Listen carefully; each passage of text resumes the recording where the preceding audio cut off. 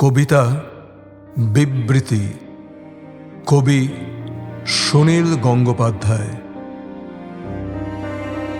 19-এ বিধবা মেয়ে কায়ক্লেশে 29-এ এসে গর্ভবতী হল। তার মোমের আলোর মতো দেহ কাঁপালো প্রাণান্ত লজ্জা।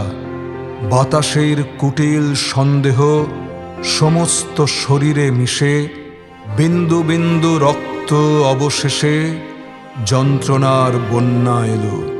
অন্ধ হলো চক্ষু 10 দিক, এবং আড়ালে বলি, আমি সে সুচতুর গোপন প্রেমিক। দিবসার্ধ পায়ে হেঁটে ফিরি আমি জীবিকার দাসত্ব ভিখারি। ক্লান্তি লাগে সারা রাত, ক্লান্তি যেন অন্ধকার নারী। একদা অসহ্য হলে বাহুর বন্ধনে পড়ে ধরা। যন্ত্রণায় জর্জরিতা দুঃখিনী সে আলোর স্বরূপে। মাংসের শরীর তার শুভক্ষণে সব ক্লান্তি হরা।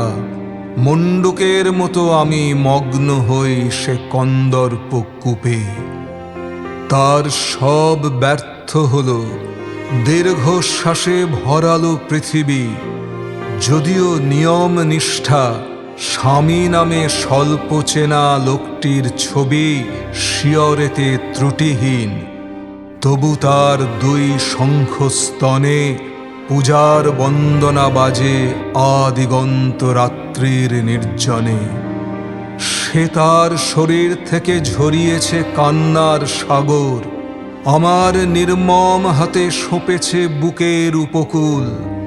তারপর শান্ত হলে সুখে দুঃখে কামনার ঝড়। গর্ভের প্রাণের বৃন্তে ফুটে উঠল সর্বনাশ ফুল। বাঁচাতে পারবে না তাকে 19বিংশ শতাব্দীর বীর সিংহ শিশু।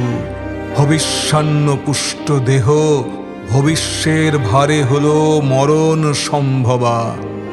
আফিম, ঘুমের দ্রব্য, বেছে নেবে আগুন, অথবা দোষ নেই দায়ে পড়ে যদি বা ভজনা করে যিশু।